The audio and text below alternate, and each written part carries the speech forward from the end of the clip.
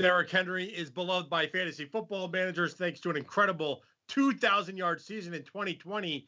But how about the rest of the AFC South? Let's break it down with SI fantasy analyst Michael Fabiano, who looked at every head coach, every offensive coordinator. For the purposes of this video, we're going to focus on the Colts, Jags, Titans, and Texans. And let's start off with those Indianapolis Colts, because Frank Reich, he is the head coach of the Indianapolis Colts.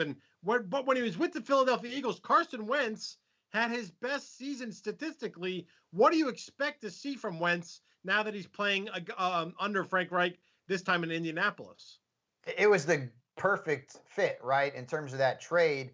You bring Wentz back to Reich, where the two of those combined for a QB5 finish, Reich calling the plays, Wentz out there executing them. That was 2017. That was an MVP-type season for Carson Wentz. Now, Marcus Brady is the new offensive coordinator.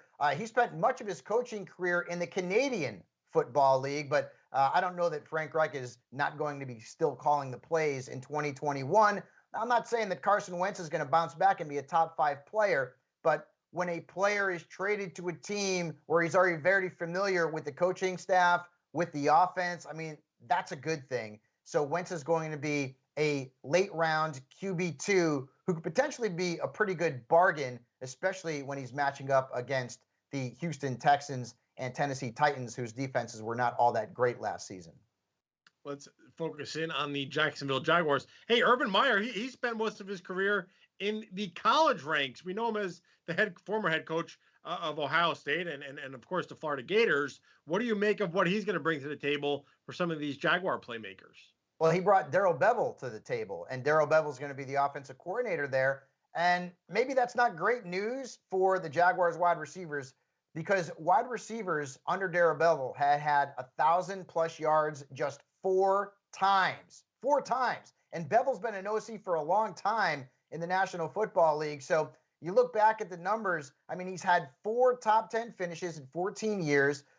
2 of those 1,000-yard seasons were Doug Baldwin.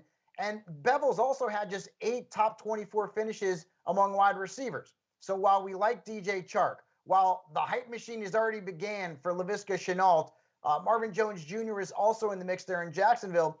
I think people, based on this trend, Bill, need to maybe temper expectations from Jacksonville's wide receiver core because, well, Bevell's wideouts have not had a ton of success. I mean, it's crazy to think in 14 years, he's only had 3 wide receivers go over 1,000 yards in a single season.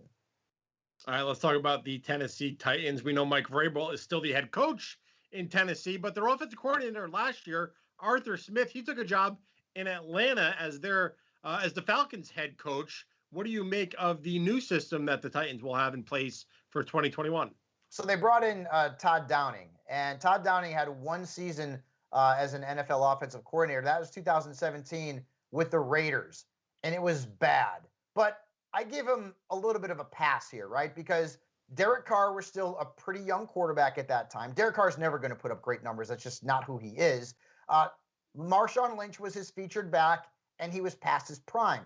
He had Amari Cooper and Michael Crabtree, and neither one of those players had even 700 yards receiving under Todd Downing. But you've got Julio Jones and you've got A.J. Brown. You've got maybe the best wide receiver duo in the National Football League, or at least a top 5 duo. So I'm going to give Downing a pass here. The Raiders also threw the ball that season 61.1% of the time. That's not happening in Tennessee. They threw it last year at about 49.5% of the time. Now, I do feel like Ryan Tannehill is going to have a big season. I was a little bit concerned about him losing Arthur Smith and Jonnu Smith and Corey Davis, but now you bring in Julio. As long as he can avoid injuries, I got Tannehill back in my top 10 quarterbacks. He has been a guy who's been very underrated over the last year and a half, but you look at the numbers, at some points, Bill, he's played at an MVP type level, and now he just added Julio to the arsenal. All right, let's talk about the Houston Texans. I don't really want to talk about the Texans. I don't plan on drafting any of the Texans for my fantasy team, but we're doing the AFC South. We got to throw some of the Houston fans a little bit of a bone here. First off, it's hard to really prognosticate this offense because I don't know who the quarterback is. Is it going to be Deshaun Watson? Is it going to be Tyrod Taylor? Is it going to be Davis Mills? I don't know, right? So let's look at the running back position. And it's not been good under Tim Kelly, the offensive coordinator. David Johnson last year finishes the RB21. That's the best finish a running back has had in Kelly's offense. And now the Texans added half of the free agent running backs in the National Football League, right? I mean, you bring in Mark Ingram, you bring in Phillip Lindsay, you bring in Rex Burkhead. I mean, I don't know. Maybe they're going to sign Le'Veon Bell or Todd Gurley next. Who knows? But that Texans backfield is loaded, but it's loaded with mediocre players or guys who are past their prime. So this is a situation in Houston's backfield that you want to avoid. Honestly, outside of Watson, and we're not sure what the situation is with him right now, the only player that I'd actually feel good about having from Houston's roster is probably Brandon Cooks. That's about it. Certainly wouldn't feel good about having any of their running backs. And if I did, I wouldn't want them as anything more than an RB4 or an RB5.